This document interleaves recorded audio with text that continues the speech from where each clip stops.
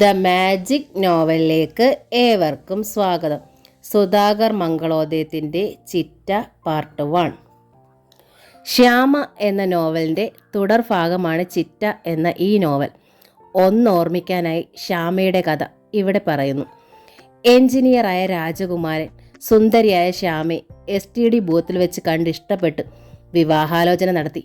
പക്ഷേ പിന്നീട് ശ്യാമയ്ക്ക് കാലിന് വൈകല്യമുണ്ടെന്ന് മനസ്സിലാക്കി അയാൾ പിന്മാറിയതോടെ ശ്യാമയുടെ അച്ഛൻ ഹൃദയാഘാതം വന്നു മരിച്ചു.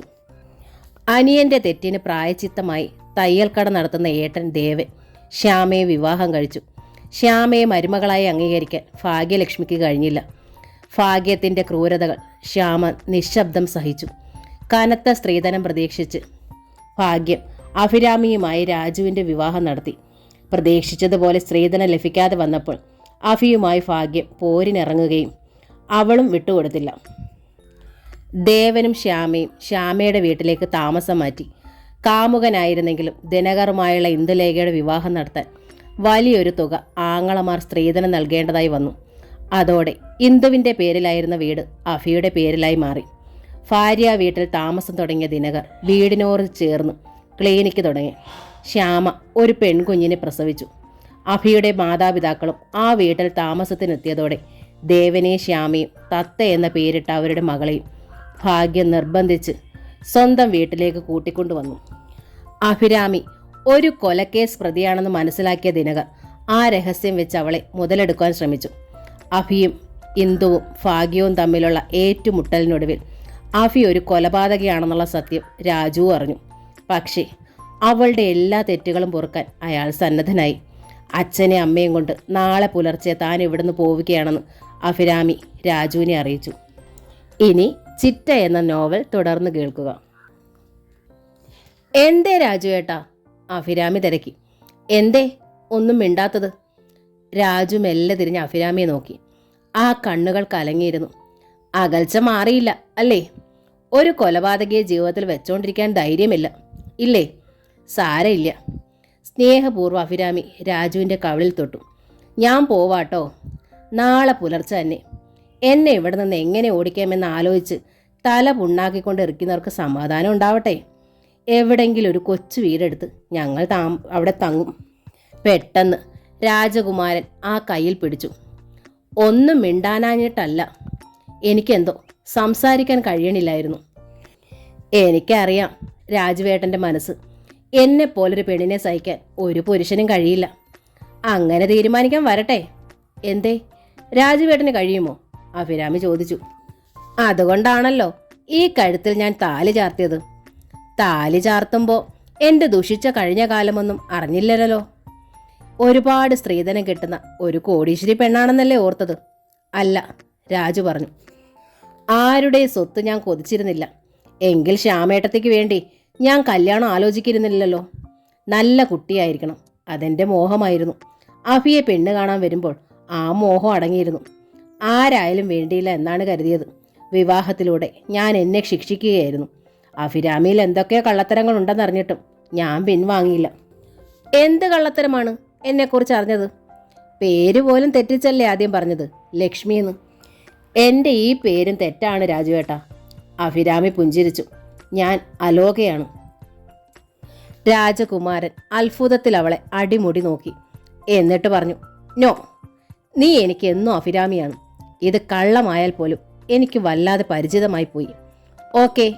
അഭിരാമി തല കുലുക്കി. രാജുവേട്ടൻ്റെ മുന്നിൽ ഞാൻ അഭിരാമിയായിരുന്നോളാം, നാളെ നേരം പുലരും വരെ. അത് കഴിഞ്ഞാൽ ഞാൻ പോവില്ലേ? ഇല്ല, അഭി എൻ്റെ ഭാര്യയാണ്. തന്നെ ഞാൻ എങ്ങടും വിടില്ല. ഞാനൊരു കൊലപാതകയാണെന്നുള്ള കാര്യം മറക്കണ്ട. ഞാനത് മറന്നു, അഭിയും അത് മറക്കണം. എങ്ങനെയാണ് അത് സംഭവിച്ചതെന്നെങ്കിലും രാജുവേട്ടൻ അറിയണ്ടേ? എനിക്കത് പറയാനൊരു അവസരം തരൂ. ഇപ്പോൾ ഞാൻ പറയാൻ പോണത് 100% സത്യമാണ്. നാളെ മറ്റൊരു വിശദീകരണം ഉണ്ടായാൽ അതിനെ നേരിടാൻ വേണ്ടിയെങ്കിലും രാജുവേട്ടൻ ഈ സത്യം അറിയണം. രാജകുമാരൻ ആകാംക്ഷയിൽ അഭിരാമിയെ നോക്കി. ചുരുക്കി പറയാം, അഭിരാമി പറഞ്ഞു. MBBSന് ഞാൻ പഠിക്കുന്നു. MBBSനോ? രാജകുമാരൻ്റെ മിഴികൾ വിടർന്നു. കമ്പ്യൂട്ടറല്ലേ ഇവിടെ ചെയ്തിരുന്നത്? അത് ഇവിടെ. അവിടെ ഞാൻ മെഡിക്കലായിരുന്നു. 2ാം വർഷം പഠിക്കുമ്പോഴാണ് സംഭവം. പറയൂ. രാജു പ്രോത്സാഹിപ്പിച്ചു. എനിക്കൊരു ഫ്രണ്ട് ഉണ്ടായിരുന്നു, സ്വരൂപ്. അയാൾ ഫൈനൽ ഇയർ. ആദ്യം ഞങ്ങൾ ഫ്രണ്ട്സ് ആയിരുന്നെങ്കിലും ക്രമേണ അയാൾ സ്വന്തം ദുരുദ്ദേശങ്ങൾ പ്രകടിപ്പിക്കാൻ തുടങ്ങി. എന്നെ അതിന് കിട്ടില്ലെന്നായപ്പോൾ എന്നെപ്പറ്റി മോശമായി പറഞ്ഞു പരത്താൻ ആരംഭിച്ചു. ഞാൻ തോറ്റില്ല. അയാളുടെ കള്ളത്തരങ്ങൾ ഞാനും വിളിച്ചു പറഞ്ഞു. സ്വരൂപിന് വാശിയായി. ക്യാമ്പസിൽ വെച്ച് അവൻ എന്നെ പരസ്യമായി ചുംബിക്കാനെടുത്തു. ചെരിപ്പൂരി ഞാൻ അവൻ്റെ മുഖത്തടിച്ചു. പറഞ്ഞിട്ട് അഭിരാമി കിതച്ചു. ചെറിയൊരു ഇടവേളയ്ക്ക് ശേഷം അവൾ തുടർന്നു. അവൻ എന്നോട് പ്രതികാരം ചെയ്തു. എങ്ങനെ? ഒരു വൈകുന്നേരം ഞാൻ എൻ്റെ ബൈക്കിൽ സ്വന്തം ഞങ്ങളുടെ അപ്പാർട്ട്മെൻറ്റിലേക്ക് മടങ്ങുകയായിരുന്നു. വിജനമായൊരിടത്ത് വെച്ച് സ്വരൂപ് കുറേ ഗുണ്ടാ ചങ്ങാതിമാരുമായി എന്നെ തടഞ്ഞു. ബലമായി അവരെന്നെ അവരുടെ വണ്ടിയിൽ തട്ടിക്കൊണ്ടുപോയി. 4 നാൾ ഞാൻ അവരുടെ കസ്റ്റഡിയിലായിരുന്നു. അന്ന് ഞാൻ അനുഭവിക്കാത്ത പീഡനങ്ങളൊന്നുമില്ല. തിരികെ വീട്ടിലെത്തുമ്പോൾ എനിക്കെല്ലാം നഷ്ടപ്പെട്ടിരുന്നു. ആരോഗ്യം, പരിശുദ്ധി, സൽപ്പേര് എല്ലാം. ഈ പീഡനത്തിന് ഞാൻ കേസ് കൊടുത്തു. പരാജയപ്പെടാൻ ഞാൻ തയ്യാറല്ലായിരുന്നു. സ്വരൂപ് എന്ന മൃഗം ഇനി ഒരു പെണ്ണിനോട് ഇത്തരം ക്രൂരത കാട്ടരുതെന്ന് ഞാൻ തീരുമാനിച്ചു. അവനെ ഞാൻ കൊന്നു. കേസ് പ്രമാദമായ കേസായിരുന്നു. എൻ്റെ അച്ഛൻ്റെ സമ്പാദ്യം മുഴുവൻ വലിച്ചെറിഞ്ഞു. ഞങ്ങളൊന്നുമില്ലാത്തവരായി. എങ്കിലും കേസ് ജയിച്ചു. സാക്ഷികളെപ്പോലും പണം കൊടുത്തു വാങ്ങുകയായിരുന്നു. ബലാത്സംഗ ശ്രമത്തിനിടയിൽ പുരുഷനിൽ നിന്ന് രക്ഷപ്പെടാൻ പൊരുതിയപ്പോൾ ഒരു കയ്യബദ്ധം പിണഞ്ഞതായി സംഭവം തിരുത്തി. സത്യം മറ്റൊന്നായിരിക്കെ അഫിക്ക് കുറ്റബോധമില്ലേ? ഒരിക്കലുമില്ല. അഭിരാമി പല്ല് ഞെരിച്ചു. ഒരു തവണ കൂടി അവനെ കൊല്ലാൻ അവസരം ലഭിച്ചാൽ ഞാനത് വിടില്ല. അല്ലെങ്കിൽ സ്ത്രീക്ക് അവളുടെ മാനം സൂക്ഷിക്കാൻ അവകാശമില്ലെന്നൊരു നിയമം വരട്ടെ. ഇറച്ചിക്കോഴികളെ ഏത് ആഹാരപ്രിയനും കറിവെച്ച് ഭക്ഷിക്കാൻ സ്വാതന്ത്ര്യമുള്ളതുപോലെ നമ്മുടെ നാട്ടിലെ ഏത് പെണ്ണിനെയും ഏത് പുരുഷനും ബലമായി പിച്ച് ചീന്താനുള്ള സ്വാതന്ത്ര്യം നൽകട്ടെ സർക്കാർ. അതല്ലെങ്കിൽ കോടതിയിൽ പോകാതെ തന്നെ കാമാന്തന്മാരെ നേരിടാനുള്ള അവകാശം സ്ത്രീകൾക്കുണ്ടാകണം. ഒരു നിമിഷം രാജു അഭിരാമിയുടെ മുഖത്ത് തന്നെ നോക്കിയിരുന്നു. പിന്നെ ഒരു ചിരിയോടെ അവളുടെ കൈ പിടിച്ചു കുലുക്കി. കൺഗ്രാജുലേഷൻസ്. താങ്ക് യു, അഭിരാമി പറഞ്ഞു. ഒരു പുരുഷൻ ആദ്യമായാണ് എന്നെ ഇക്കാര്യത്തിൽ അഭിനന്ദിക്കുന്നത്. എൻ്റെ അച്ഛൻ പോലും എന്നോട് പറഞ്ഞത് വേണ്ടായിരുന്നു എന്നാണ്. ജീവിതം നഷ്ടപ്പെടുത്തിയിട്ട് എന്തിനാണ് മാനമെന്ന് ചോദിച്ചു. ഇപ്പോൾ എനിക്ക് സമാധാനമായി. എൻ്റെ ജീവിതം പോയില്ലാന്ന്. എങ്കിൽ നമുക്കിനി ഉറങ്ങാം, രാജു പറഞ്ഞു. നേരം വളരെയായി. കുറേ പുരുഷന്മാർ ബലാത്സംഗം ചെയ്തൊരു പെണ്ണാണ് കൂടെ ഉറങ്ങണത്. അതൊരു അയോഗ്യതയെ ഞാൻ കാണണില്ല. കുറ്റമായിട്ടും നമുക്കത് മറക്കാം. തീർന്നില്ല എൻ്റെ കഥ. രാജു അത്ഭുതത്തിൽ അഭിരാമിയെ നോക്കി. എനിക്ക് അവൾ വിക്കി. പറഞ്ഞോളൂ, രാജു പുഞ്ചിരിച്ചു. ഒന്നും എനിക്ക് പ്രശ്നമല്ലെന്ന് മനസ്സിലായില്ലേ? എനിക്ക് പുരുഷനെ വെറുപ്പാണ്. എന്നെയും. രാജുവേട്ടനോട് എനിക്ക് സ്നേഹമുണ്ട്. പക്ഷേ കിടക്കെ എനിക്ക് ഭയമാണ്. മനസ്സിലായി. രാജുവിൻ്റെ മുഖത്ത് ഗൗരവം നിറഞ്ഞു. ഇങ്ങനെ ഒരു സംഭവത്തിലൂടെ കടന്നു പോയാൽ അത് സ്വാഭാവികമാണ്. അഭി വിഷമിക്കണ്ട. ഈ കിടക്കയുടെ പാതി അഭിക്കുള്ളതാണ്. അവിടേക്ക് എൻ്റെ നിശ്വാസം പോലും കടന്നു വരില്ല. എന്താ, സമാധാനമായില്ലേ? അഭിയുടെ കണ്ണുകൾ നിറഞ്ഞു. ഞാൻ വിവാഹം ചെയ്തത് പുരുഷനോടുള്ള പ്രതികാരമായാണ്. പക്ഷേ ഇപ്പോൾ അവൾ ഏങ്ങി. എൻ്റെ മുന്നിലുള്ളത് മനുഷ്യനല്ല, ദൈവമാണ്. നോ, രാജകുമാരൻ ചിരിച്ചു. ഞാൻ വെറും മനുഷ്യനാണ്. പക്ഷേ അഭി പറഞ്ഞതെല്ലാം എനിക്ക് മനസ്സിലായി. ഏത് പെൺകുട്ടിക്കും സംഭവിക്കാവുന്ന അത്യാഹിതമാണിത്. എന്നാൽ അതിനോട് ഇത്ര ശക്തമായി പ്രതികരിച്ചത് അത്ഭുതമായിരിക്കുന്നു. മറ്റു പെൺകുട്ടികളിൽ നിന്ന് അഭിക്കുള്ള വ്യത്യാസം അതാണ്. നന്ദി രാജുവേട്ട. രാജുവിൻ്റെ ചൂണ്ടുവിരൽ പിടിച്ച് അഭിരാമി ചുണ്ടമർത്തി. രാജുവേട്ടൻ എന്നെ മനസ്സിലാവുന്നുണ്ടല്ലോ. എൻ്റെ ഭാഗ്യം. അഭി ഉറങ്ങിക്കോളൂ, വാത്സല്യത്തിൽ അവളെ നോക്കിക്കൊണ്ട് രാജു പറഞ്ഞു. നേരെ ഒരുപാടായി. Good night. അഭിരാമിയും ഗുഡ് നൈറ്റ് പറഞ്ഞു. ആ രാത്രി അവൾക്ക് ഉറങ്ങാനായില്ല. ഉറങ്ങാതിരുന്നത് കൊണ്ട് തന്നെ വെളുപ്പിന് തന്നെ കുളിച്ച് അഭിരാമി അടുക്കളയിലെത്തി. ശ്യാമ അപ്പോൾ പാല് കാച്ചുകയായിരുന്നു. കുളി കഴിഞ്ഞതിനാൽ ഈറൻ മുടിയിൽ നിന്ന് വെള്ളം വിറ്റ് വീഴുന്നുണ്ട്. ദമയന്തിയെ പരിസരത്തെങ്ങും കാണാനില്ല. അത്ഭുതമായിരിക്കുന്നല്ലോ. ഇന്ന് എന്ത് പറ്റി അഫിക്ക്? ശ്യാമ ചോദിച്ചു. ഉറക്കം വന്നില്ല. ഒടുവിൽ തോൽവി സമ്മതിച്ച് കുളി കഴിച്ചു. ദമയന്തി ചായ ഉണ്ടാക്കിയോ എന്നറിയാൻ വന്നതാണ്. ദമയന്തി ഉണർന്നിട്ടില്ല. അഫിക്ക് ഞാൻ ചായ ഇട്ട് തരാം. ഞാൻ ചായ ഇടുന്നതും ശ്യാമേട്ടത്തിൽ ചായ ഇടുന്നതും തമ്മിൽ എന്താ വ്യത്യാസം? എനിക്കിതെല്ലാം പരിചയമല്ലേ അഫി? പറഞ്ഞുകൊണ്ടിരുന്നതിനിടയിൽ ശ്യാമ ഒരു കപ്പ് ചായ തയ്യാറാക്കി അഭിരാമിയുടെ മുമ്പിൽ വെച്ചു. ചായ ഒന്ന് മുത്തിയിട്ട് അഭിരാമി പറഞ്ഞു. നല്ല ചായ. വേലക്കാരുണ്ടാക്കിയാൽ ഇത്ര നന്നാവില്ല. എനിക്കിതിൻ്റെ ഫോർമുല ഒന്ന് പഠിപ്പിച്ചു തരണം. അതിനെന്താ, ശ്യാമേട്ടത്തിക്ക് അറിയാവുന്നതെല്ലാം ശ്യാമേട്ടത്തി മോളെ പഠിപ്പിച്ചു തരാം. എന്നും ഈ നേരത്ത് ശ്യാമേട്ടത്തി ഉണരുമോ? മോൾക്ക് പാല് കൊടുക്കണ്ടേ അഭി? പാൽക്കാരം വരും മുമ്പേ എൻ്റെ കുളി കഴിഞ്ഞിരിക്കും. ദേവേട്ടന് രാവിലെ കട്ടൻ വേണം. അത് കഴിച്ചേ കിടക്കയിൽ നിന്ന് എഴുന്നേക്കൂ. എനിക്ക് ശ്യാമേട്ടത്തി ആവാൻ മോഹം, അഭിരാമി പറഞ്ഞു. ഇത്ര നന്മയും ക്ഷമയും മറ്റൊരിടത്ത് ഞാൻ കണ്ടിട്ടില്ല. അപ്പോൾ അഫിയുടെ തൻ്റെ ഇടമോ? അതും ഒരു സവിശേഷ ഗുണമല്ലേ? അതാണ് എന്നെ അപകടത്തിലാക്കിയത് ശ്യാമേട്ടത്തി. അങ്ങനെ ചിന്തിക്കരുത് മോളെ, ശ്യാമ പറഞ്ഞു. അഫിയുടെ ഈ തൻ്റെ ഇടമല്ലേ എനിക്കും കൂടി ഇവിടെ തുണയായത്. നന്മ മാത്രം പോരാ ജീവിക്കാൻ, തൻ്റെ ഇടവും വേണമെന്ന് എനിക്ക് ബോധ്യമായി. അപ്പോഴാണ് കണ്ണും തിരുമ്മി ഭാഗ്യലക്ഷ്മി അടുക്കളയുടെ വാതുക്കലെത്തിയത്. വെളുപ്പിനെ ശ്യാമ ചായ ഇടുമെന്നറിയാം, അതിനായി വന്നതാണ്. എത്ര നിർബന്ധിച്ചാലും നേരം പുലരാതെ ദമയന്തി കിടക്കപ്പായിൽ നിന്ന് എഴുന്നേൽക്കില്ല. ശ്യാമയും അഭിരാമിയും അടുക്കളയിൽ കണ്ടപ്പോൾ ഭാഗ്യം വാതുക്കൽ തന്നെ നിന്നു. ഏട്ടത്തിയും അനിയത്തിയും കൂടി എന്താണാവോ? നേരം പുലരും മുമ്പേ ഒരു ഗൂഢാലോചന. തങ്ങൾക്കെതിരായാണോ? എന്തിനും മടിക്കാത്തവളാണ് അഭിരാമി എന്ന രാക്ഷസി. വെറും പൊട്ടിയായ ശ്യാമയെ അവൾ വാചകമടിച്ച് വീഴിച്ചു കാണും. ഇത്തിരി സ്നേഹം കൊടുത്താൽ ആരുടെയും കാൽച്ചുവട്ടിൽ കിടന്നോളും ആ കഴുത. ശ്യാമേട്ടത്തി വിഷമിക്കേണ്ട, അഭിരാമി പറഞ്ഞു. എവിടെയും എപ്പോഴും ശ്യാമേട്ടത്തിക്ക് തുണയായി ഞാനുണ്ടാകും. ആ വാചകം ഭാഗ്യത്തിൻ്റെ കാതിൽ വീണു. അവർ ഒന്നു ചുമച്ചു. ശ്യാമയും അഭിരാമിയും ഞെട്ടലോടെ തിരിഞ്ഞു നോക്കി. ശ്യാമയൊന്ന് പതറി. പക്ഷേ അഭിരാമിക്ക് അല്പവും കൂസലില്ലായിരുന്നു. എന്തിനാ ശ്യാമേട്ടത്തിക്ക് തുണ നിൽക്കാൻ പോണത്? ഭാഗ്യം ചോദിച്ചു. ഞങ്ങളോട് പൊരുതാനോ? ഭാഗ്യത്തെ നോക്കി അഭിരാമി പരിഹാസത്തിൽ ചിരിച്ചു. പൊരുതേണ്ടി വന്നാൽ പൊരുതാതെ പറ്റുമോ? ചിരിക്കണ്ട, ഭാഗ്യം കൈ ചൂണ്ടി. അതൊരു പൊട്ടിപ്പെണ്ണ, അതിൻ്റെ ഉള്ളിലും കൂടി വിഷം കുത്തി നിറയ്ക്കണ്ട. വെട്ടിത്തിരിഞ്ഞു ഭാഗ്യം നടന്നു. അമ്മേ ചായ, ശ്യാമ വിളിച്ചു പറഞ്ഞു. വേണ്ട, ഭാഗ്യം തിരിഞ്ഞു നിന്നു. അവൾക്ക് കൊടുത്താൽ മതി, നിന്റെ യജമാനത്തേക്ക്. ദമയന്തി അല്ലല്ലോ ഇപ്പോൾ ഇവിടുത്തെ അടുക്കളക്കാരി, നീയല്ലേ? അപ്പോഴേക്കും ദമയന്തി രംഗത്തെത്തി. അയ്യോ, കൊച്ചമ്മയെ ഉണർന്നോ? അവൾ ചോദിച്ചു. മണി 8 ഭാഗ്യം പറഞ്ഞു. ഈ സമയത്തും കിടന്നുറങ്ങാൻ ഞാനിവിടുത്തെ വേലക്കാരിയല്ലല്ലോ. 8 ആയില്ല, ദമയന്തി ചിരിച്ചു. 6 5 മിനിറ്റ്. കൊച്ചമ്മയ്ക്ക് വെള്ളെഴുത്ത് കണ്ണാടി വെക്കാറായി. വേലക്കാരിയും തന്നെ പരിഹസിക്കുകയാണ്. ഭാഗ്യത്തിന് മനസ്സിലായി. അവരുടെ ഉള്ളിൽ തീ പിടിച്ചു. എല്ലാറ്റിനും കാരണക്കാരി അഭിരാമിയാണ്. അവളെ ഇനി എങ്ങനെ വെച്ചുകൊണ്ടിരുന്നാൽ പറ്റില്ല. ഭാഗ്യം ഇന്ദുലേഖയുടെ മുറിയിലെത്തി. ദിനകർ എഴുന്നേറ്റിട്ടില്ല. ഇന്ദു ടൂത്ത് ബ്രഷിൽ പേസ്റ്റ് തേക്കുകയാണ്. നീ ഇങ്ങ് വന്നേ, ഭാഗ്യം മകളെ വിളിച്ചു. ഇന്ദു പുറത്തേക്ക് വന്നു. ഭാഗ്യം വിഷയം അവതരിപ്പിച്ചു. ഇതിങ്ങനെ വിട്ടാ പറ്റില്ല. ഒറ്റമൂലിക്കാരനെ നോക്കിയിരുന്നിട്ടും കാര്യമില്ല.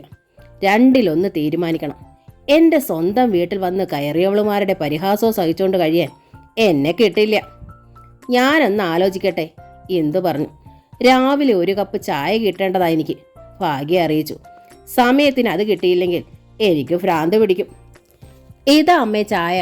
ട്രെയിൽ 3 കപ്പുമായി ശ്യാമ അവിടേക്ക് വന്നു. അമ്മയ്ക്കും ഇന്ദുവിനും ദിനകരനുമുള്ള ചായയാ.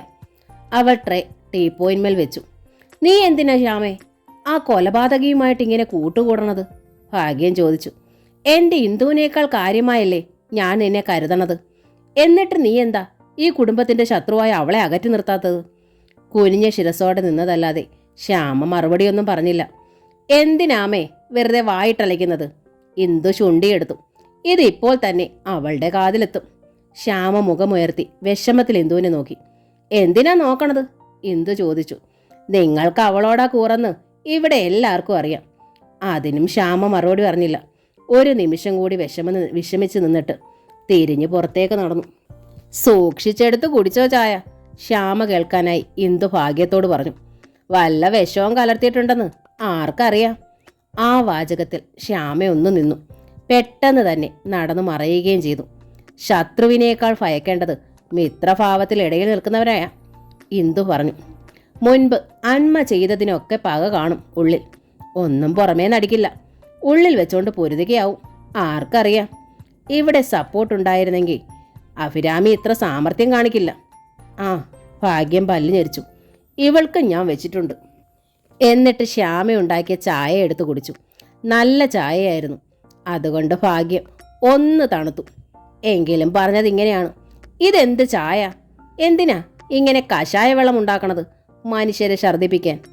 വിഷമില്ല അല്ലേ അമ്മേ എന്ന് ചോദിച്ചുകൊണ്ട് ഇന്ദു ഒരു കപ്പ് എടുത്തു. വൈകുന്നേരം വീട്ടിൽ തിരിച്ചെത്തിയപ്പോൾ അവൾ അങ്ങേയറ്റ ആഹ്ലാദവതിയായിരുന്നു. ഇനി ഒറ്റമൂലി ഒന്നും തപ്പണ്ടാട്ടോ, ഇന്ദു ഭാഗ്യത്തോട് പറഞ്ഞു. പറ്റിയൊരു സാധനം ഞാൻ കൊണ്ടുവന്നിട്ടുണ്ട്. ഒരു തരം സ്ലോ പോയിസണാ. എന്ന് വെച്ചാൽ ഭാഗ്യത്തിന് മനസ്സിലായില്ല. വീര്യം കുറഞ്ഞ ഒരു തരം വിഷം. കുറേശ്ശെ ഉള്ളിൽ ചെന്നാൽ പെട്ടെന്നൊന്നും സംഭവിക്കില്ല. സാവധാനം ആൾ തളർന്നു വീഴുകയും ചെയ്യും. എങ്ങനെ സംഭവിച്ചെന്ന് ഒരു കുഞ്ഞിനും മനസ്സിലാവത്തില്ല താനും. എന്താ ഇതിൻ്റെ പേര്? ഭാഗ്യത്തിന് ആകാംക്ഷയായി.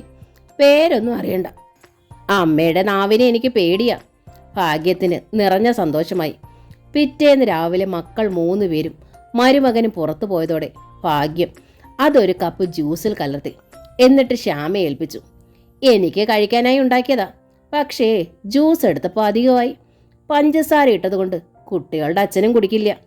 എനിക്കും ജ്യൂസ് വേണ്ടമ്മേ, അഫിക്ക് വേണോന്ന് ചോദിക്കാം. ഭാഗ്യം ആഗ്രഹിച്ച മറുപടി തന്നെയാണ് കിട്ടിയത്. അല്ലെങ്കിൽ നീ കുടിക്കില്ല എന്ന് എനിക്കറിയാം. അവൾക്ക് തന്നെ കൊണ്ടു കൊടുത്തേക്ക്. ഞാനുണ്ടാക്കിയ ആഹാരം കഴിച്ചിട്ട് എന്നെ ചീത്ത പറയട്ടെ. എൻ്റെ വീട്ടിൽ താമസിച്ചോണ്ട് അവളെ എനിക്കെതിരെ കരു നീക്കുകയല്ലേ. ശ്യാമ ജ്യൂസുമായി അഭിരാമിയുടെ അരികിലെത്തി. മുന്തിരി ജ്യൂസ് ഞാൻ കുടിക്കില്ല, അഭിരാമി പറഞ്ഞു. ക്യാരറ്റ് ആയിരുന്നെങ്കിൽ ഞാൻ വിടില്ല. ഇത് ശ്യാമേട്ടത്തി കുടിച്ചോളൂ. സ്നേഹമായ അമ്മ ഉണ്ടാക്കി തന്നതല്ലേ. മുഖത്തൊക്കെ അല്പം രക്തപ്രസാദം ഉണ്ടാവട്ടെ. മോള് പാല് കുടിക്കുന്നതുമല്ലേ. അമ്മ ദിവസേന ജ്യൂസ് കഴിക്കേണ്ടതാ. അപ്പോഴും ശ്യാമയ്ക്ക് മടി. കഴിച്ചോളൂ നീ, അഭിരാമി പറഞ്ഞു. ദമയന്തിക്ക് കൊടുക്കണതിലും ഭേദമല്ലേ. ഒന്നുകൂടി മടിച്ചെങ്കിലും പെട്ടെന്ന് ശ്യാമ ആ ജ്യൂസ് മുഴുവനും കുടിച്ചു. എന്നിട്ട് ചിറി തുടച്ചു. മുന്തിരി പഴകിയത് കൊണ്ടാകാം, വല്ലാത്തൊരു ദുസ്വാദുണ്ടെങ്കിൽ സൂക്ഷിക്കണേ, അഭിരാമി പറഞ്ഞു. അവളുടെ മുഖത്ത് നേരിയ പരിഭ്രമവും പ്രകടമായി. നമ്മുടെ പിശാചിനിയായ അമ്മായിയമ്മ തന്നയച്ചതല്ലേ. ആഹാരത്തിൽ വിഷം കലർത്താനും മടിക്കില്ല അവർ. അങ്ങനെയൊന്നും കരുതണ്ട, ശ്യാമ പുഞ്ചിരിച്ചു. ഇത് മുന്തിരി പഴകിയതിൻ്റെ പുളിപ്പ. ഫ്രിഡ്ജിൽ നിന്നാണ് മുന്തിരി എടുത്തതെങ്കിൽ അത് കഴുകി തുടച്ച് പാത്രത്തിൽ അടച്ചു വെച്ചത് ഞാനാ. നല്ല ഫ്രഷ് ഗ്രേപ്സ് ആയിരുന്നു അത്. ഇന്നലെ വെച്ചത് ഇന്നത്തേക്ക് പുളിക്കുകയുമില്ല. എനിക്കുറപ്പാ വല്ല ചതിയുമാണോ. ഒന്ന് ഛർദ്ദിപ്പിക്കാനുള്ള പണിയെങ്കിലും അവർ ചെയ്തിരിക്കും, അഭിരാമി വാദിച്ചു. എന്നോടത് ചെയ്യില്ല, ശ്യാമ പറഞ്ഞു. എന്നെ ഇഷ്ടമാ അമ്മയ്ക്ക്. പക്ഷേ തന്നയച്ചത് എനിക്കല്ലേ, അഭിരാമി വിട്ടില്ല. എന്നോടവർക്ക് കണക്കിന് ശത്രുതയുണ്ട്. ശത്രുതയുണ്ടായാലും നമ്മളത് തിരിച്ച് ഭാവിക്കാൻ പാടില്ല, അഭി, ശ്യാമ ഉപദേശിച്ചു. എത്രയൊക്കെ ആയാലും ദേവേട്ടൻ്റെയും രാജുവിൻ്റെയും അമ്മയല്ലേ അത്. അമ്മയെ അവർക്ക് ഉപേക്ഷിക്കാൻ കഴിയുമോ? അപ്പോൾ നമ്മളും കുറേ സഹിക്കണം. എന്നെങ്കിലും അമ്മയുടെ മനസ്സ് മാറും. നമ്മയുടെ നന്മ അമ്മയ്ക്ക് മനസ്സിലാകും. ഗ്ലാസുമായി ശ്യാമ തിരിഞ്ഞു നടന്നു. അല്പം നടന്നിട്ട് അവൾ തിരിഞ്ഞു നിന്നു. അഫിക്ക് കുടിക്കാൻ ജ്യൂസും കൊണ്ട് വന്നതാ ഞാൻ. എന്നിട്ട് ഞാൻ തന്നെ അത് കുടിച്ചു. അഫിക്ക് ക്യാരറ്റ് ജ്യൂസ് ഉണ്ടാക്കിക്കൊണ്ട് തരട്ടെ ഞാൻ? വേണ്ട, അഭിരാമി പുഞ്ചിരിച്ചു. ഞാൻ താഴേക്ക് വന്നോളാം ശ്യാമേട്ടത്തി. ശ്യാമ നടന്ന് സ്റ്റെയർ കേസ് ഇറങ്ങി. ഡൈനിങ് ഹാളിൽ എത്തിയപ്പോഴേക്കും പെട്ടെന്ന് അവൾക്ക് മനം പുരട്ടുന്നത് പോലെ തോന്നി. അഭിരാമി പറഞ്ഞത് കളവാണല്ലോ എന്ന് ശ്യാമ ഓർത്തു. മുന്തിരി ശരിക്കും കേടുവന്നതാണ്. പക്ഷേ അമ്മ അത് മനസ്സിലാക്കിയില്ലല്ലോ എന്ന് അവൾ അത്ഭുതപ്പെട്ടു. ഛർദ്ദിക്കുമെന്ന് ഉറപ്പായപ്പോൾ ശ്യാമ വാഷ് ബേസിൻ്റെ അടുക്കിലേക്ക് ഓടി.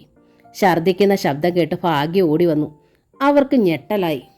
ജ്യൂസ് വേണ്ട, അഫിക്ക് വേണോന്ന് ചോദിക്കാം എന്ന് പറഞ്ഞു പോയവൾ തന്നെത്താൻ അത് കഴിച്ചോ?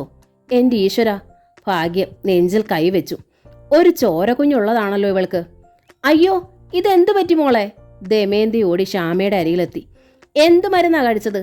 എന്തോ ഒരു വൃത്തികെട്ട മരുന്നിൻ്റെ മണം വരുന്നുണ്ടല്ലോ. ശ്യാമയ്ക്കും ആ മണം അനുഭവപ്പെട്ടു. ഇത് മുന്തിരി കേടുവന്നതല്ല എന്നവൾക്ക് ഉറപ്പായി. അഭിരാമി പറഞ്ഞതുപോലെ എന്തോ ചതി ഉണ്ടായിട്ടുണ്ട്. എന്താ മോള് കഴിച്ചത്? ദമയന്തി ചോദ്യം ആവർത്തിച്ചു. ഇതെന്തിനു വേണ്ടി ചെയ്തതാ? ശ്യാമ സ്വയം എന്തോ കഴിച്ചതായാണ് ദമയന്തിക്ക് തോന്നിയത്. അപ്പോഴേക്കും ഭാഗ്യം ശ്യാമയുടെ മുന്നിലെത്തി. ആ മുഖം കണ്ടപ്പോൾ ശ്യാമ സങ്കടത്തിൽ ചുണ്ട് കടിച്ചമർത്തി. എങ്കിലും അവൾ ഒരക്ഷരം പോലും ശബ്ദിച്ചില്ല. ഈ സന്ദർഭം പ്രയോജനപ്പെടുത്തിയില്ലെങ്കിൽ അപകടമാകുമെന്ന് ഭാഗ്യത്തിന് ബോധ്യം വന്നു. മുകളിൽ പോയതാണല്ലോ നീ. എന്ത് വിഷമാ നിനക്കവൾ തന്നത്? രാക്ഷസിയ അവൾ, മനുഷ്യനെ കൊല്ലാൻ മടിയില്ലാത്തവൾ. അതാ ചോദിക്കണത്. ശ്യാമയ്ക്ക് ദേഹം തളരണതുപോലെ തോന്നി. ശബ്ദിക്കാനുള്ള കഴിവ് നഷ്ടപ്പെട്ടതുപോലെ. അമ്മയെന്ന് വിളിക്കാൻ ചുണ്ടുകൾ വിടർത്തിയതാണവൾ. പക്ഷേ ശബ്ദം പുറത്തു വന്നില്ല. എന്താ എന്താ മോളെ പറ്റിയത്? ഭാഗ്യം ചോദിച്ചു. എന്തേ മിണ്ടാൻ വയ്യേ നിനക്ക്? അവർ ശ്യാമയുടെ കയ്യിൽ പിടിച്ചു. അപ്പോഴേക്കും ശ്യാമ കുഴഞ്ഞ് ദമയന്തിയുടെ ദേഹത്തേക്ക് വീണു കഴിഞ്ഞു. എത്രയും പെട്ടെന്ന് വല്ല ആശുപത്രിയിലും കൊണ്ടുപോകാൻ നോക്ക്, ദമയന്തി ഭാഗ്യത്തോട് പറഞ്ഞു. ഇല്ലെങ്കിൽ ആ മരുമൻ ഡോക്ടറെങ്കിലും വിളിക്കേ. അതിന് ദിനകർ അവരുടെ വീട്ടിൽ പോയിരിക്കുകയല്ലേ. ഭാഗ്യം ദേഷ്യപ്പെട്ടു. അവൻ ഇനി എപ്പോഴാ വരിക എന്ന് ആർക്കറിയാം. എങ്കിൽ മറ്റെവിടെങ്കിലും കൊണ്ടുപോകണം. ദമയന്തിയുടെ നിയന്ത്രണം വിട്ടു. ഇല്ലെങ്കിൽ ഇത് ചത്തുപോകും. അതിനിപ്പോൾ ആര് കൊണ്ടുപോവാനാടി? ഭാഗ്യം കൈമലർത്തി. ദേവന്റെ അച്ഛനൊഴികെ ഇവിടെ ആണുങ്ങൾ ആരുമില്ല. ദേവന്റെ അച്ഛനാണെങ്കിൽ വണ്ടി ഓടിക്കുകയുമില്ല. എങ്കിൽ ഞാൻ പോയി ടാക്സി പിടിച്ചോണ്ട് വരാം. അതിന് കാശ് കൊടുക്കണ്ടേ? ദേവന്റെ അച്ഛൻ കുളിമുറിയില്ല. താഴെ നിന്ന് ഉറക്കെയുള്ള വർത്താനം കേട്ട് അഭിരാമി സ്റ്റെയർ കേസ് ഇറങ്ങി വന്നു. എന്താ എന്താ അവൾ തിരക്കി. മിണ്ടരുത് നീ. അഭിരാമിയുടെ നേർക്ക് ഭാഗ്യം കൈ ചൂണ്ടി. ആർക്കും ഒരു ദ്രോഹം ചെയ്യാത്ത ഈ കുട്ടിക്ക് എന്ത് വിഷമാ നീ കൊടുത്തത്? പൂതനെ, രാക്ഷസി. വിഷം കൊടുത്തത് ആരാണെന്ന് ഞാൻ പറയണോ? കത്തുന്ന മിഴികളോടെ അഭിരാമി ഭാഗ്യത്തെ നോക്കി. നിങ്ങളെ കൊണ്ട് ഞാൻ പറയിപ്പിക്കാം. ആ കരുത്തിന് മുന്നിൽ ഭാഗ്യം ഒന്ന് പതറി. നിങ്ങൾ തമ്മിലുള്ള തർക്കം പിന്നീടാവാം. ദമയന്തി കരഞ്ഞു. ആദ്യം ഈ കൊച്ചിനെ വല്ല ആശുപത്രിയിലും കൊണ്ടുപോകാൻ നോക്ക്. ഒരു ചോര കുഞ്ഞ് അനാഥയാവണ കാര്യമാ. ഇവൾ ഇത് തന്നെയാണല്ലോ പറയണത്. ഭാഗ്യം ദമയന്തിയോട് ശുണ്ടിയെടുത്തു. കാർ ഓടിക്കാൻ ഇവിടെ ആളില്ലെന്ന് പറഞ്ഞില്ലേ? ഞാൻ കാർ ഓടിക്കാം, അഭിരാമി പറഞ്ഞു. ശ്യാമേട്ടത്തെയും കൊണ്ട് ദമയന്തി പുറത്തേക്ക് വരൂ പറഞ്ഞിട്ട് അവൾ പുറത്തേക്ക് ഓടി. പോർച്ചിൽ ഭാസ്കര മേനോന്റെ പഴയ കാർ കിടക്കുന്നുണ്ടായിരുന്നു. അഭിരാമി അത് സ്റ്റാർട്ട് ചെയ്ത് നോക്കി. അപ്പോഴേക്കും ദമയന്തി ശ്യാമയും കൊണ്ട് പുറത്തെത്തി. അഭിരാമി കാറിൽ നിന്നിറങ്ങി ശ്യാമയെ പിന്നിലെടുത്ത് കയറ്റിയിരുത്തി. ദമയന്തിയും ഒപ്പം കയറി. അഭിരാമി വീണ്ടും കാർ സ്റ്റാർട്ട് ചെയ്തപ്പോഴേക്കും സാരി മാറ്റി ഭാഗ്യവും ഓടിയെത്തി. നിക്ക്, കൊലപാതകളുടെ കൂടെ എൻ്റെ കുട്ടി അയക്കാൻ എനിക്ക് ധൈര്യമില്ല. ഞാനും വരുന്നു. പിൻവാതിൽ തുറന്ന് അവരും കാറിൽ കയറി. കുളി കഴിഞ്ഞ് പുറത്തു വന്ന ഭാസ്കര മേനോനും അമ്പരപ്പിൽ ഓടി പോർച്ചിലെത്തി. എന്താ സംഭവം? ഒക്കെ വന്നിട്ട് പറയാം, ഭാഗ്യം വിളിച്ചു പറഞ്ഞു. എന്നിട്ട് അഭിരാമിയോട് കൽപ്പിച്ചു, വേഗം വണ്ടി വിട്. പിന്നെ അബോധാവസ്ഥയിൽ തളർന്നു കിടക്കുന്ന ശ്യാമയെ കെട്ടിപ്പിടിച്ച് അവർ കരയാൻ തുടങ്ങി. എൻ്റെ പൊന്നുമോളെ, ഇതെന്തു പറ്റിയതാടി? എന്ത് വിഷമാ നിനക്കിവൾ തന്നത്? അഭിരാമി അത് കേട്ടതായി നടിച്ചില്ല. അവൾ മുഴുവൻ വേഗത്തിലും വണ്ടി പറത്തി വിട്ടു. ഡാഡിയുടെ കാർ ഓടിച്ചിട്ടുണ്ടെന്നല്ലാതെ കാര്യമായ പരിചയമില്ല, ലൈസൻസുമില്ല. പക്ഷേ അതേക്കുറിച്ചൊന്നും അഭിരാമി ചിന്തിച്ചില്ല. തൻ്റെ പ്രിയപ്പെട്ട ശ്യാമേട്ടത്തിയുടെ ജീവൻ രക്ഷപ്പെടുത്തുക മാത്രമായിരുന്നു അവളുടെ ലക്ഷ്യം. ആ ജ്യൂസ് കുടിക്കാൻ നിർബന്ധിച്ചത് താനാണ്. അപ്പോൾ ഇങ്ങനെ ഒരു ശങ്ക തോന്നിയതേയില്ല. എന്തോ ഒരു ദുസ്വാദുണ്ടെന്ന് ശ്യാമേട്ടത്തി പറഞ്ഞപ്പോഴാണ് തലയ്ക്കുള്ളിൽ അപകടമണി മുഴകിയത്. ആ മുഴക്കം സത്യമായിരിക്കുന്നു. എന്തും ചെയ്യാൻ മടിക്കാത്തവരാണ് രാജുവേട്ടൻ്റെ അമ്മയെന്നറിയാം. പക്ഷേ അവർക്ക് എവിടെ നിന്നാണ് ഇത്ര മാരകമായ വിഷം കിട്ടിയത്? ഒരു കൂട്ട തീരുമാനത്തിൻ്റെ ഫലമാണോ ഇത്? മോളെ, ശ്യാമേ. പിന്നിലെ സീറ്റിൽ കുഴഞ്ഞു കിടന്ന ശ്യാമയെ ചേർത്ത് പിടിച്ച് ഭാഗ്യ അപ്പോഴും കരയുകയാണ്. എൻ്റെ ഈശ്വര, എൻ്റെ കുട്ടിക്കൊന്നും വരുത്തല്ലേ. എൻ്റെ തത്തമോളെ അമ്മയില്ലാതാക്കല്ലേ.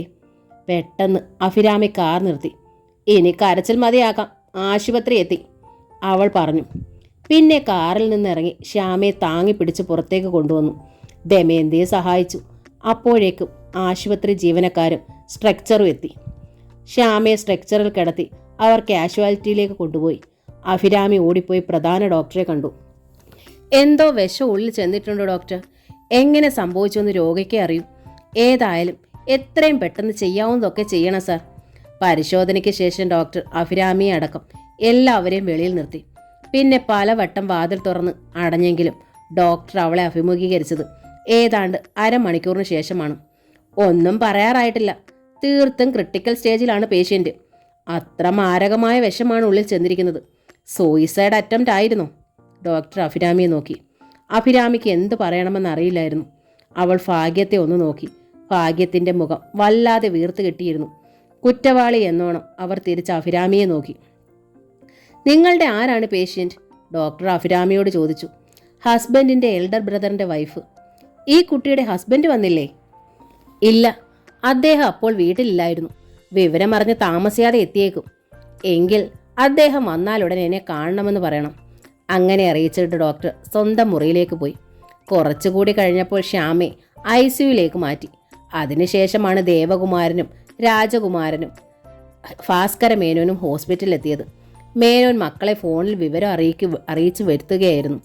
ദേവൻ ആകെ പരിഭ്രാന്തനായിരുന്നു. തത്തമോളെ അയാൾ ചുമലിൽ ചായച്ചു കടത്തിയിരുന്നു. എന്താ അമ്മേ എൻ്റെ ശ്യാമയ്ക്ക് പറ്റിയത്? എന്താ അഫി ശ്യാമയ്ക്ക് സംഭവിച്ചത്? സ്റ്റെയർ കേസിൽ നിന്നങ്ങാൻ അവൾ വീണതാണോ? അഭിരാമി മറുപടിക്കായി കിതച്ചപ്പോൾ ഭാഗ്യം വെറുപ്പിൽ അവളെ ചൂണ്ടിക്കൊണ്ട് പറഞ്ഞു, ഇവൾ വിഷം കൊടുത്തതാടാ, ഈ കൊലപാതകി. എന്ത് വിഷമാണ് എവിടുന്ന് കിട്ടിയത് എന്നൊന്നും എനിക്കറിയില്ല. അത് അവളോട് തന്നെ ചോദിക്കണം. ദേവനിലും രാജുവിലും മേനോനിലും ഞെട്ടലുണ്ടായി. മൂവരും ഒരുപോലെ അഭിരാമിയുടെ നേർക്ക് തിരിഞ്ഞു. ഭാഗ്യലക്ഷ്മിയിൽ നിന്ന് അങ്ങനെ ഒരു ആരോപണം ഉണ്ടാകുമെന്ന് അഭിരാമിക്ക് അറിയാമായിരുന്നു. പക്ഷേ എങ്ങനെ അതിനെ നേരിടണമെന്ന് അവൾക്കറിയില്ലായിരുന്നു. രാജുവിന് ആദ്യം സ്നേഹം തോന്നിയത് ശ്യാമയോടാണെന്ന് ഇവൾക്കറിയാം. ഭാഗ്യം തുടർന്നു. രാജു അവളെ കല്യാണം കഴിച്ചതും അറിയാം. ഇപ്പോഴും രാജുവും ശ്യാമയും തമ്മിലുള്ള അടുപ്പം തുടരുന്നുണ്ടോന്നാ ഇവളുടെ സംശയം. കഴിഞ്ഞ ദിവസം ഇവൾ അത് പറഞ്ഞ് ശ്യാമയോട് വഴക്കിട്ടതാ. ശ്യാമ പക്ഷേ അത് എൻ്റെ അടുത്തുനിന്ന് ഒളിച്ചു. ദേവനോടും അവൾ ഒളിച്ചു കാണും. ആ തക്കം നോക്കി ഇവൾ ഈ പാവത്തിനോട് പക പോക്കിയതാ. ദുഷ്ട രാക്ഷസി. അഭിരാമി അപ്പോഴും ഒരക്ഷരം മിണ്ടിയില്ല. കൈ കെട്ടി അവൾ നിശ്ചലം ഐസിയുന് മുന്നിലെ കോറിഡോറിൽ നിന്നു. കണ്ടോ ഒരക്ഷരം മിണ്ടുന്നുവെന്ന്. ഭാഗ്യം പല്ല് ഞെരിച്ചു. മതി. പെട്ടെന്ന് ദേവൻ അമ്മയുടെ കയ്യിൽ കടന്നു പിടിച്ചു. അമ്മ ഇനി ഒന്നും പറയണ്ട. എന്തെങ്കിലും സംഭവിച്ചാൽ എനിക്കാണ് നഷ്ടം. എൻ്റെ തത്തമോൾക്കും. ഞങ്ങളത് സഹിച്ചോളാം. എനിക്കത് സഹിക്കാൻ പറ്റില്ല, ഭാഗ്യം പറഞ്ഞു. എൻ്റെ ഇന്ദുവിനേക്കാൾ സ്നേഹമായിരുന്നു എനിക്ക് എൻ്റെ ശ്യാമമോളോട്. അവൾക്ക് തിരിച്ചു. ശ്യാമ വന്നതിൽ പിന്നെ എൻ്റെ എല്ലാ കാര്യങ്ങളും അവളാ നോക്കിയിരുന്നത്. എൻ്റെ കുട്ടിക്ക് എന്തെങ്കിലും സംഭവിച്ചാൽ ഇവളെ ഞാൻ വെറുതെ വിടില്ല. അഭിരാമിയുടെ കഴുത്തിൽ കുത്തിപ്പിടിക്കാനെന്നോണം ഭാഗ്യം നടന്നു ചെന്നു. വേണ്ട, രാജകുമാരൻ അമ്മയെ തടഞ്ഞു. എൻ്റെ ഭാര്യയാണത് ചെയ്തതെങ്കിൽ ഞാൻ അവളെ കൈകാര്യം ചെയ്തോളാം. അമ്മ അവളെ വിട്ടേക്ക്. നീ കുറേ കൈകാര്യം ചെയ്യും. ഭാഗ്യം അവിശ്വാസത്തിൽ രാജുവിനെ നോക്കി. നീ ഇവളുടെ പക്ഷമല്ലേ? ഇവള് പറയണതിനപ്പുറമുണ്ടോ നിനക്ക്? നീ ഇവളുടെ അടിമയല്ലേ പെൺകോന്തൻ? സ്വത്ത് മുഴുവൻ ഇവൾക്ക് എഴുതി കൊടുത്തില്ലേ? രാജു അതിന് മറുപടി പറഞ്ഞില്ല. പക്ഷേ അമ്മ അയാൾക്ക് മനസ്സിലാവുന്നുണ്ടായിരുന്നു. അഭിരാമി ശ്യാമയ്ക്ക് വിഷം കൊടുക്കില്ലെന്നും ദേവനും അറിയാമായിരുന്നു. ഒളിച്ചു നിന്ന് പൊരുതുന്ന തരമല്ല അവൾ. ഒരാളുടെ കഴുത്ത് മുറിക്കണമെങ്കിലും നേരിൽ വന്ന് അത് നിർവഹിക്കാൻ തൻ്റെയിടമുള്ളവളാണ്. ഭാഗ്യലക്ഷ്മിയുടെ കുടിലതകളെക്കുറിച്ച് നല്ല ബോധ്യമുള്ള ആളാണ് ഭർത്താവായ ഭാസ്കര മേനോനും. ഭാഗ്യം, താൻ വീട്ടിൽ പോ, മേനോൻ ഭാര്യയോട് പറഞ്ഞു. ഇത് ആശുപത്രിയാണ്, പ്രത്യേകിച്ചും ഐസിയുവിന് മുൻവശം. നമുക്ക് പറയാനുള്ളതെല്ലാം വീട്ടിൽ വെച്ച് പറയാം. പ്രത്യേകിച്ചും ശ്യാമ സുഖപ്പെട്ട ശേഷം. അവൾക്കറിയാമല്ലോ എന്താ സംഭവിച്ചെന്ന്. ഇതൊന്നും പുറത്താരും അറിയണ്ട. സുഖപ്പെടുമോ എൻ്റെ കുട്ടി? ഭാഗ്യം പൊട്ടിക്കരഞ്ഞു. കൊന്നില്ലേ ഇവളതിനെ? ഞാൻ പറഞ്ഞല്ലോ. മേനോൻ ഭാര്യയുടെ കൈ പിടിച്ചു. നമുക്ക് വീട്ടിലേക്ക് പോകാം. ഇവിടെ കുട്ടികളുണ്ടല്ലോ, അവർ നോക്കിക്കോളുമെല്ലാം. ഭാഗ്യം ദേവനെയും രാജുവിനെയും മാറി മാറി നോക്കി. എങ്കിലും അമ്മ പോയിക്കോട്ടെ മക്കളെ. എത്ര പണം കളയേണ്ടി വന്നാലും എൻ്റെ ശ്യാമമോളെ നിങ്ങൾ രക്ഷിക്കണേ. ഇവൾ പറയണത് വിശ്വസിക്കുകയും അരുത്. എങ്ങോട്ടെങ്കിലും രക്ഷപ്പെടാനും നോക്കും ഈ പാതകി. വിടരുതവളെ. ഇല്ല, പറഞ്ഞത് രാജുവാണ്. അമ്മ പൊയ്ക്കോളൂ. മേനോൻ്റെ ഒപ്പം ഭാഗ്യം പുറത്തേക്ക് നടന്നു. രാജകുമാരൻ അഭിരാമിയുടെ അരികിലെത്തി. എന്താ സംഭവിച്ചത്? അമ്മ പറഞ്ഞല്ലോ. അഭിരാമിയുടെ തൊണ്ടയിടറി. അമ്മ പറഞ്ഞതല്ല എനിക്കറിയേണ്ടത്, രാജു പറഞ്ഞു. നിനക്ക് പറയാനുള്ളതാണ്. പെട്ടെന്ന് ദേവൻ രാജുവിൻ്റെ കയ്യിൽ പിടിച്ചു. ഇപ്പോൾ ഇവിടെ വെച്ച് ക്രോസ് വിസ്താരമൊന്നും വേണ്ട. നമ്മുടെ അമ്മയെ നമുക്കറിയാവുന്നതാണല്ലോ. എനിക്കിപ്പോൾ ആവശ്യം എൻ്റെ ശ്യാമയുടെ ജീവനാണ്. മറ്റൊന്നും എനിക്കിപ്പോൾ അറിയണ്ട, കേൾക്കണ്ട. ഒരു നിമിഷം ദേവനെ തന്നെ നോക്കി നിന്നിട്ട് രാജു മുഖം കുനിച്ചു. കുറച്ച് കഴിഞ്ഞപ്പോൾ ദേവനെ ഡോക്ടർ വിളിപ്പിച്ചു. രാജുവും ഒപ്പം ചെന്നു. ഇപ്പം ഒന്നും പറയാൻ പറ്റില്ല, ഡോക്ടർ പറഞ്ഞു. ക്രിട്ടിക്കൽ സ്റ്റേജ് തുടരുകയാണ്. എൻ്റെ ശ്യാമ രക്ഷപ്പെടുമോ ഡോക്ടർ? ദേവൻ നിയന്ത്രണം വിട്ട് കരഞ്ഞു. എനിക്ക് അവളെ തിരിച്ചു കിട്ടുമോ? അതേപ്പറ്റി ഇപ്പോൾ ഒന്നും പറയാൻ പറ്റില്ലെന്നാണ് പറഞ്ഞത്, ഡോക്ടർ ആവർത്തിച്ചു. എങ്കിലും ഒന്ന് പറയാം. തിരിച്ചു കിട്ടിയാലും നിങ്ങളുടെ ഭാര്യ പഴയ ആളായിരിക്കില്ല. കിടക്കയിൽ നിന്ന് ആ കുട്ടി എഴുന്നേൽക്കാൻ പോലും സാധ്യത തീരെ കുറവാണ്. സംസാരിക്കാനും. ഡോക്ടർ വലം കൈയാൽ മോളെ ചേർത്ത് പിടിച്ചുകൊണ്ട് ദേവൻ ഇടത് കൈത്തലം ശിരസിൽ കമിഴ്ത്തി വെച്ച് കരഞ്ഞു. അങ്ങനെ പറയരുത് ഡോക്ടർ. എൻ്റെ എല്ലാം ഞാൻ തരാം. ഡോക്ടർ എനിക്ക് എൻ്റെ ശ്യാമയെ തിരിച്ചു തരണം. ഡോക്ടർ നിസ്സഹായനായി ദേവകുമാരൻ്റെ മുഖത്തേക്ക് നോക്കി. നിശ്ചലവിരുന്നു. ഒരു പുരുഷൻ്റെ ദുഃഖം, ഒരു ഭർത്താവിൻ്റെ ദുഃഖം ഇത്ര ഉത്കടമായി മുമ്പ് കണ്ടിട്ടില്ല. അയാളുടെ ചുമലിൽ പറ്റിച്ചേർന്ന് കിടക്കുന്ന ഓമനയായ കുഞ്ഞാണ് ഡോക്ടറെ അതിലധികം സ്പർശിച്ചത്. അതും പെൺകുഞ്ഞാണ്. അത് ഞാൻ ശ്രമിക്കാം മിസ്റ്റർ ദേവകുമാര, ഡോക്ടർ പറഞ്ഞു. എൻ്റെ കഴിവിൻ്റെ പരമാവധി. നന്ദി ഡോക്ടർ. എൻ്റെ ഈ ജന്മം കൊണ്ട് ഞാൻ കടപ്പെട്ടിരിക്കും. കുട്ടിയെയും കൊണ്ട് ദേവൻ എഴുന്നേറ്റു. രാജു ഏട്ടനെ ചേർത്ത് പിടിച്ച് പുറത്തേക്ക് നടത്തി. പുറത്ത് ഇന്ദുലേഖയും ദിനകറും എത്തിയിരുന്നു. അഭിരാമിയിൽ നിന്ന് വളരെ അകന്നാണ് അവർ നിൽക്കുന്നത്. കണ്ടാൽ പരസ്പരം പരിചയമുണ്ടെന്ന് പോലും തോന്നില്ല. ദേവനെ കണ്ടതും ഓടി അരികിലെത്തി ഇന്ദു. ദേവേട്ടാ, ശ്യാമേട്ടത്തി എവിടെ? ശ്യാമേട്ടത്തിക്ക് എന്തു പറ്റിയതാ? ദേവന് ശബ്ദിക്കാനായില്ല. രാജു ഇന്ദുവിനെ ശ്രദ്ധിച്ചു. അയാളുടെ നേർക്ക് അവൾ നോക്കിയതേയില്ല. ദേവനെയും കൊണ്ട് രാജു മെല്ലെ നീങ്ങിയപ്പോൾ ഇന്ദുവും ദിനകറും നേരെ ICUവിലേക്ക് കയറിപ്പോയി. രാജുവിന് നേരിയൊരു ശങ്കയുണ്ടായിരുന്നു. അവർ ഡോക്ടേഴ്സാണ്. ചിലപ്പോൾ അവർക്കിവിടെ പരിചയവും കാണും. ഈ സാഹചര്യത്തിൽ എന്താണ് ചെയ്യേണ്ടതെന്ന് രാജുവിന് മനസ്സിലായില്ല. ദേവനെ അയാൾ തങ്ങളുടെ റൂമിൽ കൊണ്ടുപോയി ഇരുത്തി. അപ്പോഴേക്കും അഭിരാമി വന്ന് തത്തമോളെ എടുത്തു. എന്നിട്ട് അവൾ കൈ കാണിച്ച് രാജുവിനെ പുറത്തേക്ക് വിളിച്ചു. രാജു വാതിക്കലെത്തി. ഞാൻ പറഞ്ഞ രാജുവേട്ടൻ വിശ്വസിക്കുമോ? അഭിരാമി രാജുവിൻ്റെ മുഖത്തേക്ക് ഉറ്റുനോക്കി. മറ്റൊരവസരത്തിലാണെങ്കിൽ ഞാൻ ഇതേക്കുറിച്ച് സംസാരിക്കാനേ തയ്യാറാവില്ല. ഇപ്പോൾ മിണ്ടാതിരിക്കാൻ എനിക്ക് കഴിയില്ല. ശ്യാമേട്ടത്തിയുടെ ജീവൻ എനിക്ക് വിലപ്പെട്ടതാണ്. ഈ തത്തക്കുട്ടിക്ക് അമ്മയില്ലാതാവാൻ പാടില്ല രാജുവേട്ട. എന്താ അഫിക്ക് പറയാനുള്ളത്? എനിക്ക് പറയാനുള്ളത് രാജുവേട്ടൻ്റെ അമ്മയ്ക്കും സഹോദരിക്കും എതിരായിട്ടാണ്. രാജുവേട്ടൻ അത് ചിലപ്പോൾ താങ്ങാനും കഴിയില്ല. രാജുവേട്ടൻ്റെ അനുവാദമുണ്ടെങ്കിൽ ഞാൻ എൻ്റെ ആ സംശയം പറയാം. സംശയമല്ല, എനിക്ക് ഏതാണ്ട് ഉറപ്പാണ്. പറയൂ, കേൾക്കട്ടെ, രാജു പറഞ്ഞു. മാരകമായ എന്തോ വിഷമാണ് ശ്യാമേട്ടത്തിൻ്റെ ഉള്ളിൽ ചെന്നിരിക്കുന്നത്. അതെങ്ങനെ സംഭവിച്ചു എന്നാണ്? അവർ അത് സ്വയം കഴിച്ച് ആത്മഹത്യക്ക് ശ്രമിച്ചു എന്നോ? ഒരിക്കലുമില്ല, അഭിരാമി പറഞ്ഞു.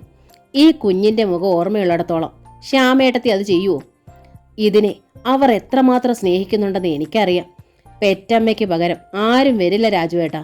ഈ കുഞ്ഞിനെ ഓർത്ത് ശ്യാമേട്ടത്തിക്കുണ്ടാകുന്ന ഉത്കണ്ഠ മറ്റാർക്കുണ്ടാകും? സ്വന്തം കുഞ്ഞിനെ മറന്ന് ഒരമ്മയും ആത്മഹത്യക്ക് മുതിരില്ല, പ്രത്യേകിച്ചും ശ്യാമേട്ടത്തി. അപ്പോൾ പിന്നെ? രാജുവേട്ടൻ ക്ഷമയോടെ കേൾക്കണം.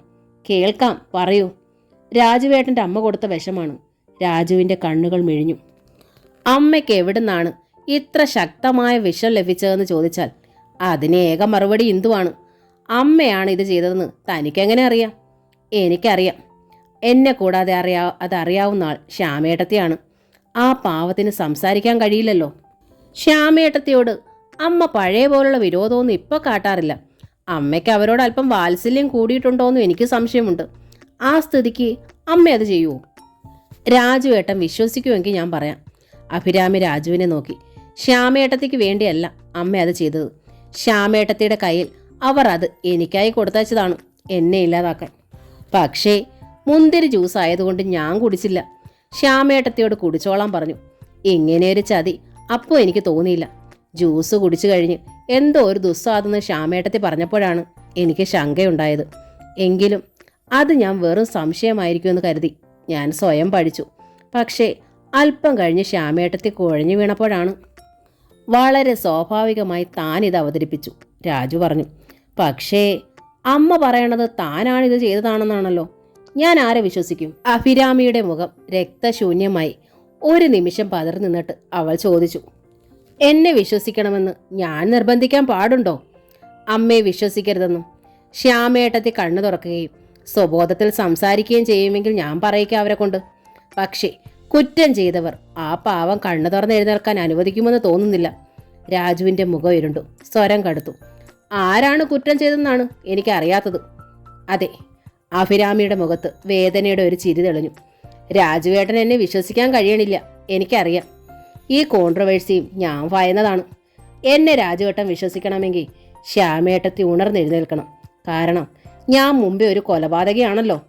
നിറഞ്ഞുപോയ കണ്ണുകൾ തുടച്ചിട്ട് അഭിരാമി മുറിക്കുള്ളിലേക്ക് തിരിച്ചുപോയി. ദേവകുമാരൻ കിടക്കയിൽ മലർന്നു കിടക്കുകയായിരുന്നു. അഭിരാമി അകത്ത് വന്നപ്പോൾ അയാൾ കുട്ടിക്കായി കൈനീട്ടി.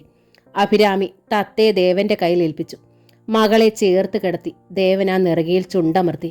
അച്ഛൻ്റെ പൊന്നുമോളെ, നിന്റെ അമ്മ. അയാൾ വെങ്ങിപ്പൊട്ടി. ചമ്മയെ കാണണം. തത്ത ചിണുങ്ങുന്നു. പെട്ടെന്ന് അഭിരാമി നിയന്ത്രണം വിട്ട് പൊട്ടിക്കരഞ്ഞു. കുഞ്ഞിനെ വാരിയെടുക്കാനായി അവൾ കുനിഞ്ഞു.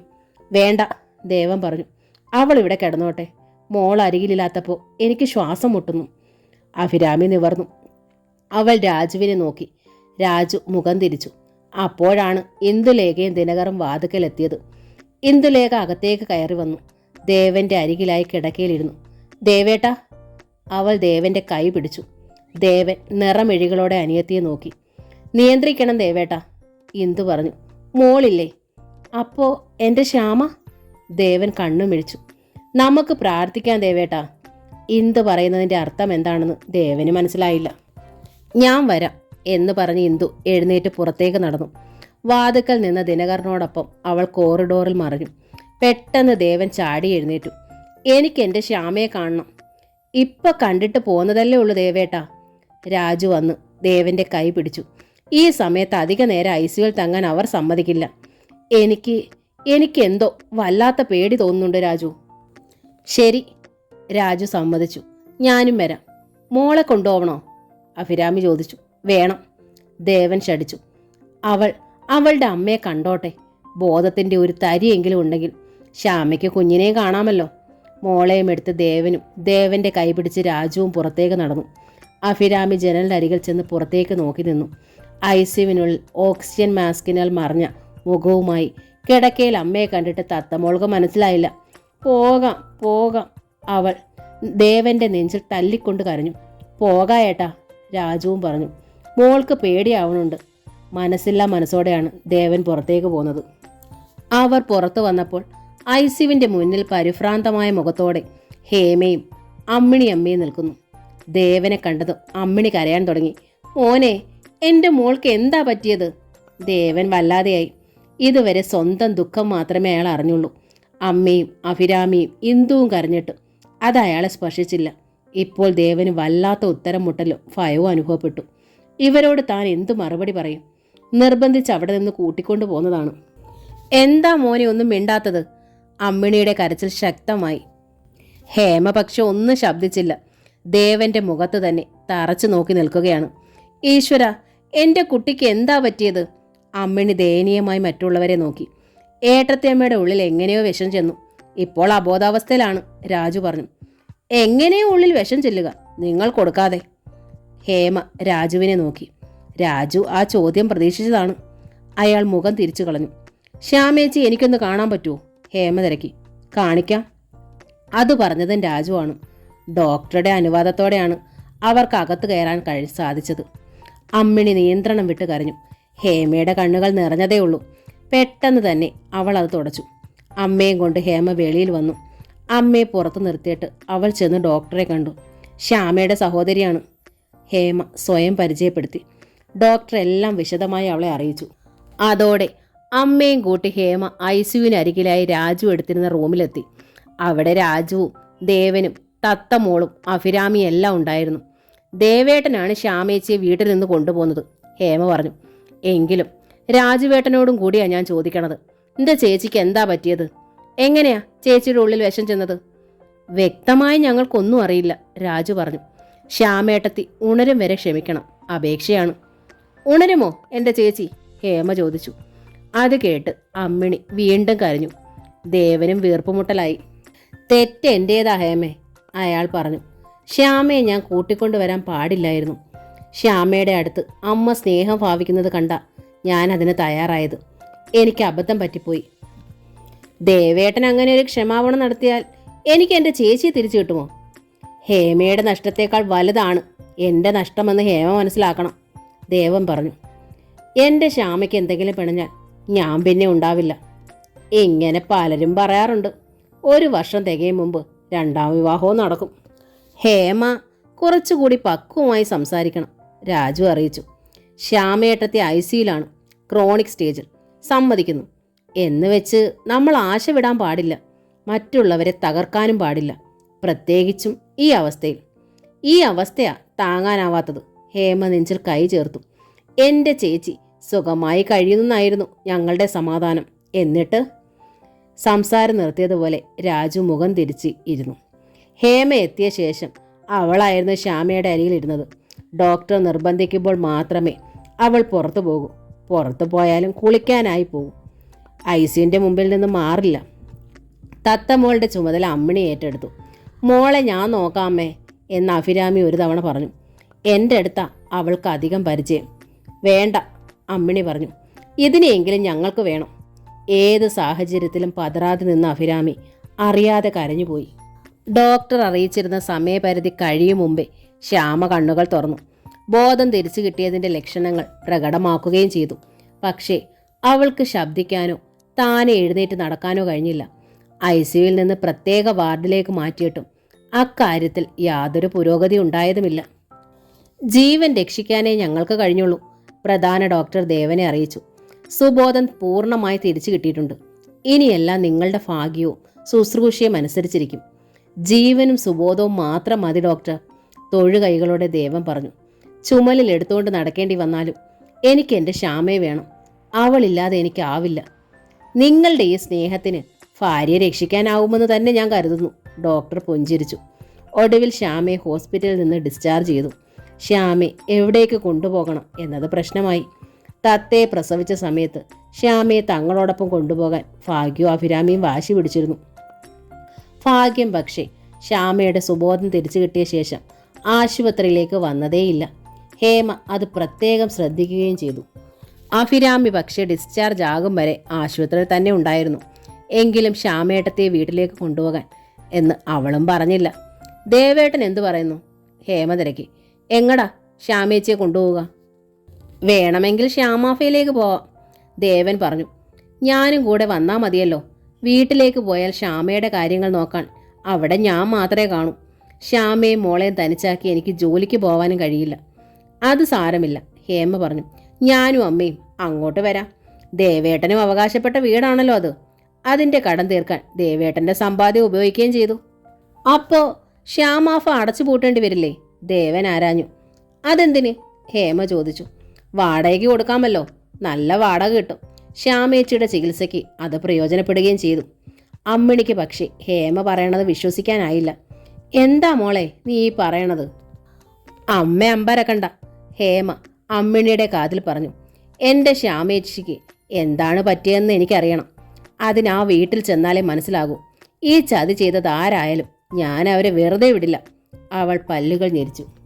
ചിറ്റ എന്ന നോവലിൻ്റെ ഈ ഭാഗം ഇവിടെ പൂർണ്ണമാവുകയാണ്.